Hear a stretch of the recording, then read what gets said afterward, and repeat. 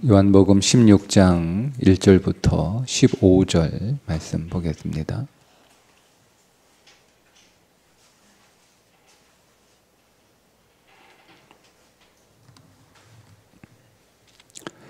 내가 이것을 너희에게 이름은 너희로 실족하지 않게 하려 함이니 사람들이 너희를 출교할 뿐 아니라 때가 이르면 물은 너희를 죽이는 자가 생각하기를 이것이 하나님을 섬기는 일이라 하리라.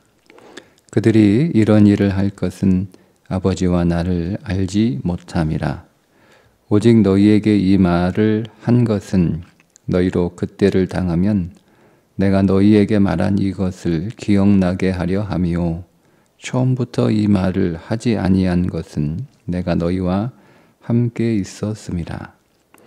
지금 내가 나를 보내신 이에게로 가는데 너희 중에서 나더러 어디로 가는지 묻는 자가 없고 도리어 내가 이 말을 함으로 너희 마음에 근심이 가득하였도다. 그러나 내가 너희에게 실상을 말하노니 내가 떠나가는 것이 너희에게 유익이라. 내가 떠나가지 아니하면 보혜사가 너희에게로 오시지 아니할 것이요 가면 내가 그를 너희에게로 보내리니 그가 와서 죄에 대하여 의에 대하여 심판에 대하여 세상을 책망하시리라. 죄에 대하여라 함은 그들이 나를 믿지 아니하며 의에 대하여라 함은 내가 아버지께로 가니 너희가 다시 나를 보지 못하며 심판에 대하여라 함은 이 세상 임금이 심판을 받았음이라. 내가 아직도 너희에게 이를 것이 많으나 지금은 너희가 감당하지 못하리라. 그러나 진리의 성령이 오시면 그가 너희를 모든 진리 가운데로 인도하시리니 그가 스스로 말하지 않고 오직 들은 것을 말하며 장래 일을 너희에게 알리시리라. 그가 내 영광을 나타내리니 내 것을 가지고 너희에게 알리겠음이라. 무릇 아버지께 있는 것은 다 내 것이라. 그러므로 내가 말하기를 그가 내 것을 가지고 너희에게 알리시리라 하였노라. 아멘. 예수님께서 제자들을 떠나시고 나면 이제 그 제자들이 많은 고난 가운데 처하게 될 것이다 라고 미리 예고를 하시죠. 예수님과 함께 있을 때는 제자들이 꽃길을 걸었는데 이제 그 예수님이 십자가에서 죽으시고 부활하여 승천하심으로 더 이상 육신으로 제자들과 함께 있지 않을 때에는 이제 제자들이 가시밭길을 걷게 될 것이다. 이렇게 하시는 말씀이에요. 그러니까 우리도 여러분 이 말씀을 좀 귀 기울여 들을 필요가 있습니다.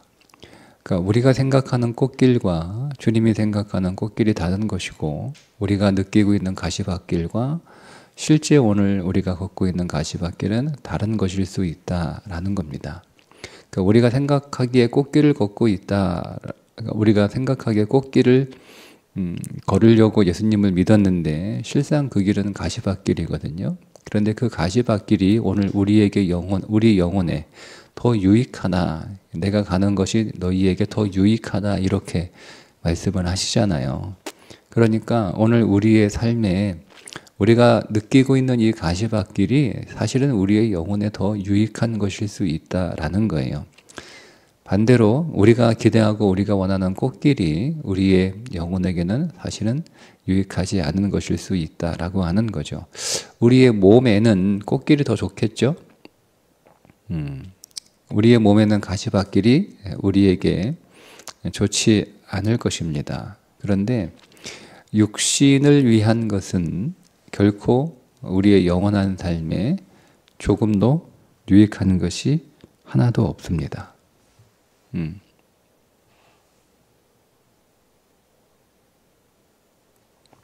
그래서 오늘 예수님께서 그것을 미리 말씀을 하시는 거예요. 예. 내가 가면 너희들이 가시밭길을 걷게 될 건데 실족하지 않도록 내가 너희에게 미리 얘기를 하는 거다. 후에 너희들이 그런 고난의 길을 가게 될 때 너희들이 내가 말하는 것을 이제 기억하게 될 텐데, 그러니까 사실 예수님이 이것을 미리 말씀해 주셨기 때문에 제자들이 예수님 떠나시고 난 뒤에 실제로 믿음의 고난의 길을 걸어가게 되잖아요. 그리고 그들이 육신적으로 순탄한 길을 가지 못합니다. 그럼에도 불구하고 그들이 그것들을 잘 견뎌낼 수 있었던 이유 가운데 하나가 미리 말씀하셨기 때문이라는 거죠. 주님이 말씀하신 것이 이것이었구나. 그러니까 이 길이 우리에게 해로운 것이 아니라 우리에게 유익한 것이구나. 우리가 이것들을 잘 견뎌내면 오늘 우리에게 더 좋은 것이구나 라고 하는 것을 깨닫게 되겠죠. 그래서 그것들을 잘 견딜 수가 있었고 끝까지 승리할 수 있었던 것입니다. 이제 그렇지만 이제 예수님께서 내가 떠나가는 것이 너에게 유익이라 말씀하시면서 내가 너희에게 보혜사 성령을 보낼 것이다. 내가 가지 않으면 보혜사가 너희에게 오지 않고 내가 가면 내가 너희에게 그를 보내겠다. 이렇게 말씀하시는데요.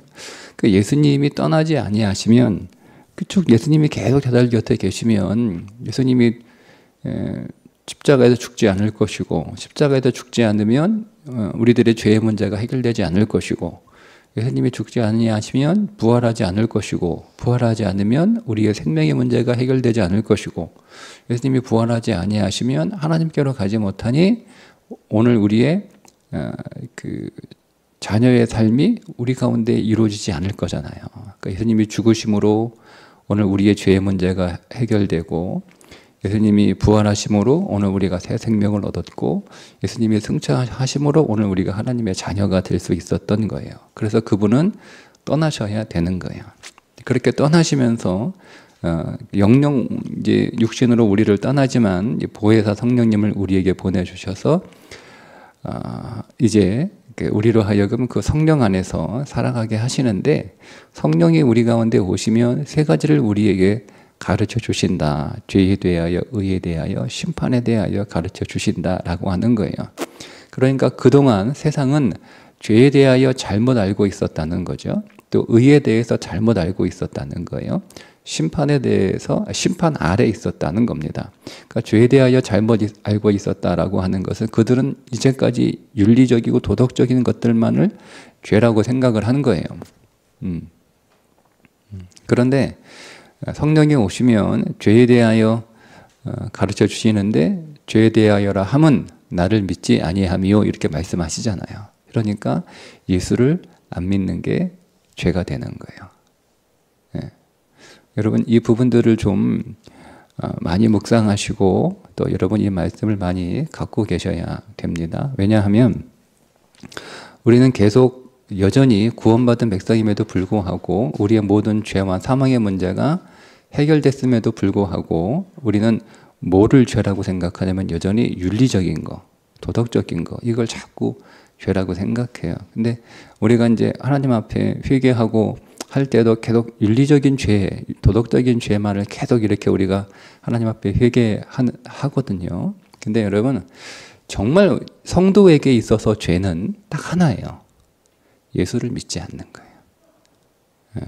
그것은 뭐냐면 예수님을 신뢰하지 않는 거예요. 예수님을 붙들지 않는 거예요. 근데 이것이 오늘 우리 가운데 예수님을 믿고 예수님을 의지하고 예수님을 신뢰하고 그 예수님을 붙드는 그 삶을 오늘 우리 가운데 적용하는 것은 뭐냐면 기도하는 거예요. 기도. 매 순간.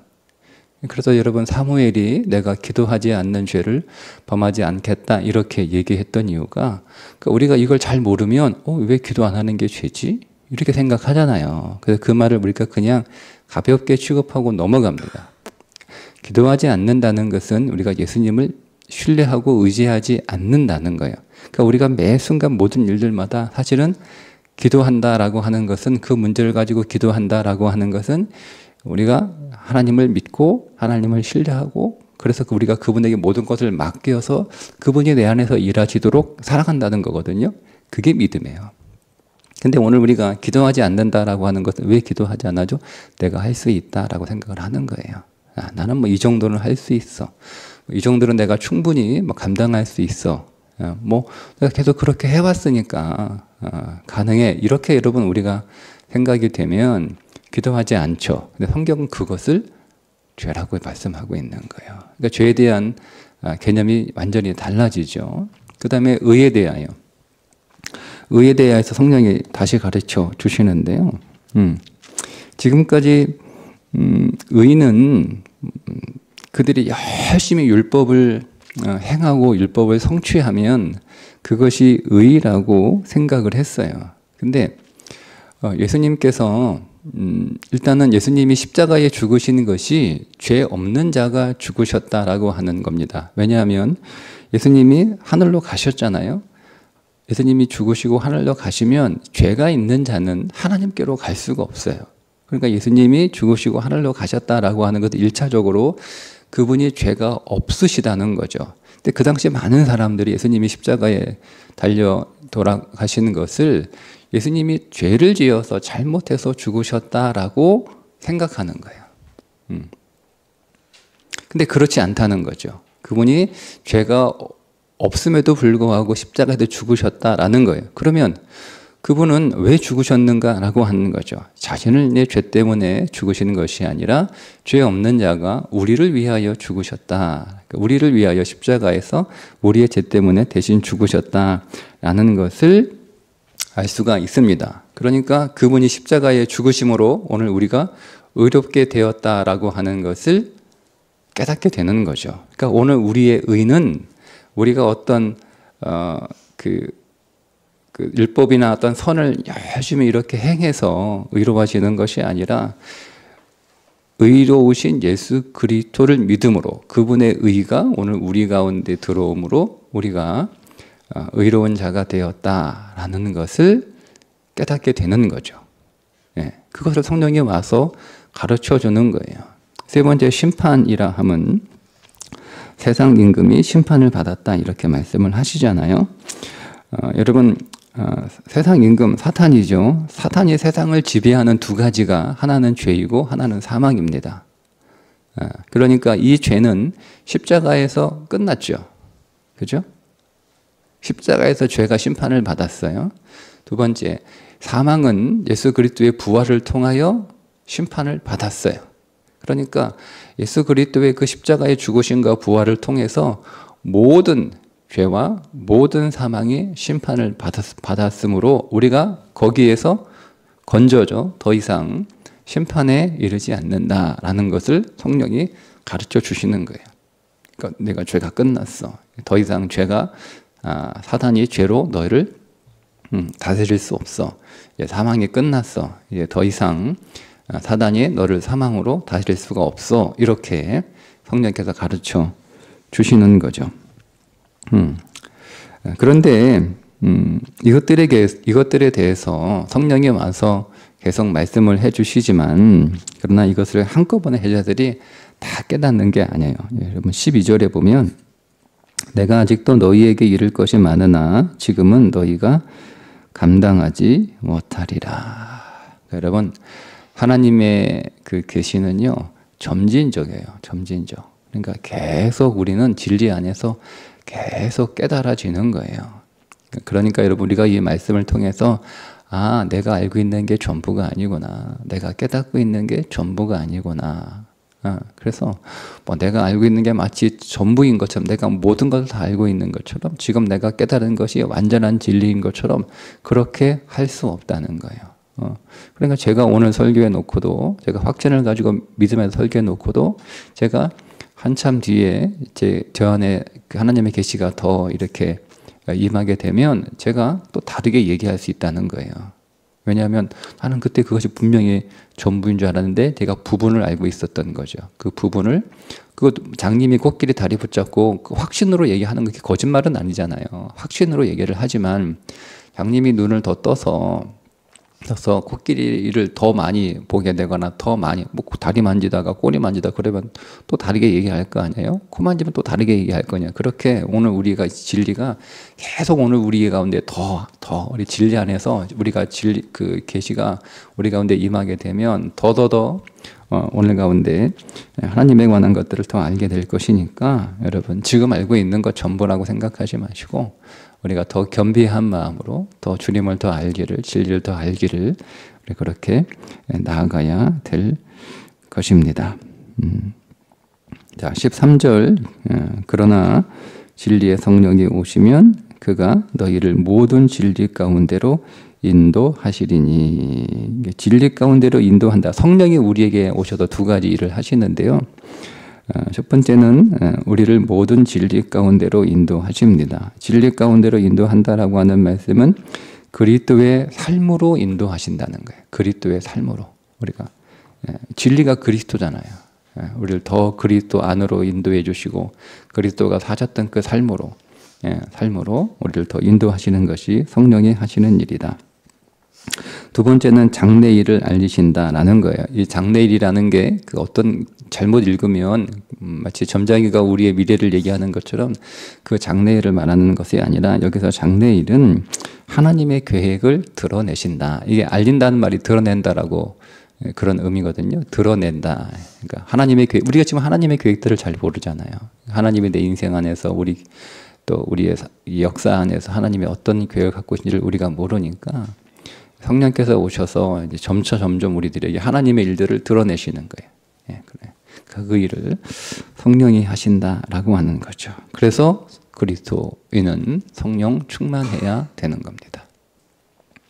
성령 충만해야 우리가 점점 죄와 의와 심판에 대해서 더 깨닫게 되고 성령 충만해야 우리는 점점 더 그리스도 안으로 들어가 그리스도의 삶을 살게 되고 또 성령 충만해야 우리가 하나님의 일들을 하나님의 계획들을 좀 더 선명하게 볼 수 있어서 오늘 우리가 그 하나님의 뜻에 복종하고 그 뜻이 이 땅에서 이루어지는 하나님 나라의 삶을 살 수 있다. 그래도 성령 충만해야 되는 거죠. 그러니까 우리는 단순히 한 번 성령 충만하는 것으로 끝나지 않고 계속 매일 진리 안에서 성령 충만한 법은 항상 주의 말씀과 주의 기도로 성령 충만한 거예요. 늘 우리가 진리 가운데 거하고 늘 우리가 기도의 그 삶을 통해서 우리 안에 계속 그리스도의 영이 충만해지는 줄 믿습니다. 오늘도 여러분에게 또 우리들에게 하나님의 영이 더 충만하고 더 강력해지고 우리 안에 더 생명이 넘쳐서 우리가 진리 안에서 살아가는 하루가 되시기를 주님의 이름으로 축복합니다. 기도하겠습니다. 하나님 아버지, 오늘 우리에게 약속하신 성령 우리가 간구하오니 더 충만케 하시고 하나님 우리가 더 진리 안에 들어가 그리스도를 만날 수 있도록 인도하여 주옵소서. 예수님의 이름으로 기도합니다. 아멘.